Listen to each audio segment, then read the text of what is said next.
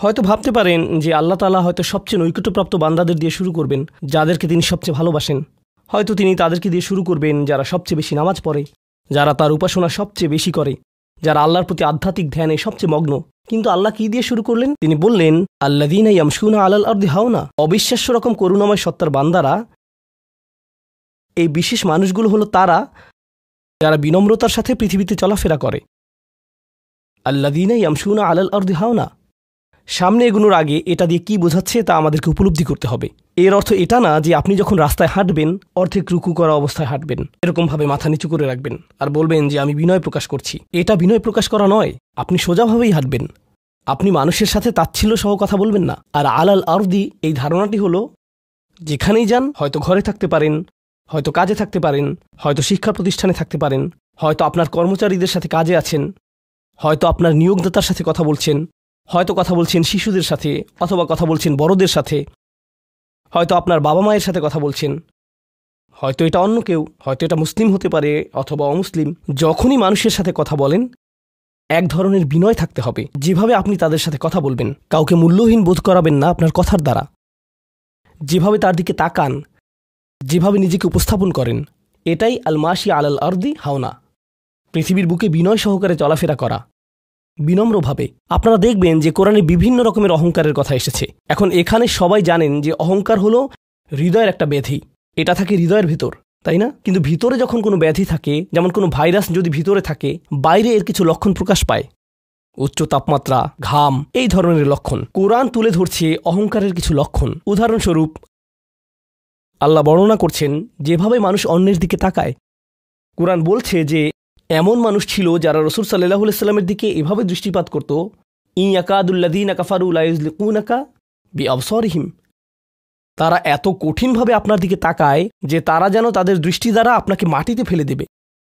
এরকম কঠিনভাবে তারা আপনার দিকে তাকায়। অন্য কথায়, তারা কোনো কিছু বলেনি, তারা কোনো কিছু করেনি। তাদের অহংকার কোথায় ছিল? শুধুমাত্র তাদের মুখমণ্ডলে, শুধুমাত্র তাদের চোখে। তো তরুণদের জন্য এটা একটা উপদেশ। তোমার বাবা মা হয়তো তোমার সাথে কিছু নিয়ে চিৎকার করছেন, সেটা ন্যায্য বা অন্যায্য যাই হোক, আর তুমি বসে বসে শুনছো, আর তোমার রক্ত গরম হয়ে উঠছে এবং পাল্টা চিৎকার করতে মন চাইছে, কিন্তু তুমি শুধু কুৎসিত চাহনি দিয়ে তাদের দিকে তাকিয়ে আছো। এই কুৎসিত চাহনি দিয়ে তাকিয়ে আছো। আর তোমার মা বলছেন, আমার দিকে এভাবে তাকিয়ে আছো কেন? আমি তো কোনো কথা বলিনি। তুমি কিছু বলনি, এটা পুরস্কার পাওয়ার মতো কিছু না। তুমি কিছু বলনি, এটা পুরস্কার পাওয়ার মতো কিছু না। কারণ অধ্যত্ব শুধু তোমার কথাতেই থাকে না। তবে অভিনন্দন যে তুমি কোনো কিছু বলনি, এটা অপেক্ষাকৃত ভালো, কারণ সেটা তাহলে আরও খারাপের দিকে যেত। কিন্তু এক ধরনের অধ্যত্ব, ক্রোধ এবং বিনয়ের অভাব আমাদের চোখে মুখে ফুটে ওঠে। সুম্মা নজর, সুম্মা আবাসা অবাসার, সুম্মা আদবার ওয়াস্তাকবার।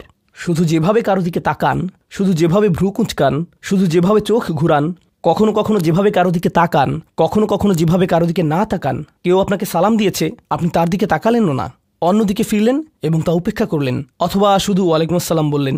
আপনি সালামের জবাব দিয়েছেন, কারণ তা না হলে তো গুনাহ হতে পারে, কিন্তু জবাব দিলেন খুবই নিচু স্বরে, এটা নিশ্চিত করার জন্য যাতে সে শুনতে না পায়।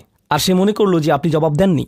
এরকম যে আল্লাহ জানেন যে আমি জবাব দিয়েছি, কিন্তু আমি তাকে এটা জেনে পরিতৃপ্তি লাভ করতে দিব না যে আমি তার সালামের জবাব দিয়েছি। তো যখন সে এসে বলে যে ভাই, আমি তো আপনাকে সালাম দিয়েছি, আপনি জবাব দেননি। আমি তো জবাব দিয়েছি। এটাও হাউন এর অভাব। আল্লাযীনা ইয়ামশুনা আলাল আরদি হাওনা। মানুষের প্রতি বিনয়, শিশুদের প্রতি করুণা, বয়স্কদের প্রতি করুণা, এমন মানুষদের প্রতি করুণা যারা এর যোগ্য না। আর প্রসঙ্গক্রমে এর অর্থ এটা না যে আপনাকে অপমান করার সুযোগ আপনি মানুষকে করে দিবেন। এমন পরিস্থিতি আছে আমাদের পরিবারগুলোতে, আমাদের বন্ধুবান্ধবের মাঝে, আমাদের পরিসরে, যেখানে কিছু মানুষকে অবমাননাকর হিসেবে পাবেন। এমনটা ঘটে। আপনার পরিবারে এমন মানুষ রয়েছে, কখনো কখনো আপনার পিতামাতাও এরকম হতে পারেন। এটা খুবই কষ্টদায়ক বিষয়, এটা খুবই অন্যায্য বিষয়। আর আপনাকে এগুলো সবসময় শুনতে হয়, বারবার শুনতে হয়। শ্রোতাদের ভিতরে এমন নারী রয়েছেন যাদেরকে আমি দেখতে পাচ্ছি না, তারা পর্দার আড়ালে রয়েছেন, কিন্তু তারা যে অবস্থাতেই থাকেন, হয়তো শ্বশুরবাড়ির আত্মীয় অথবা ভাই বোন বা অন্য কারো কাছ থেকে তাদের কথা শুনতে হয়, আর তাদের এটা সব সময় শুনতে হয়, আর এগুলো শুনে তাদের রক্ত গরম হয়ে যায়। তখন কি করবেন?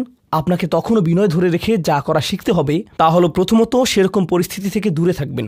যদি জানেন যে মেজাজের ভারসাম্য হারিয়ে ফেলবেন, তখন সেখান থেকে বেরিয়ে যান। এই মুহূর্তে আমি এই আলোচনায় অংশ নিতে পারবো না, দুঃখিত, আমি একটু হাঁটতে যাব।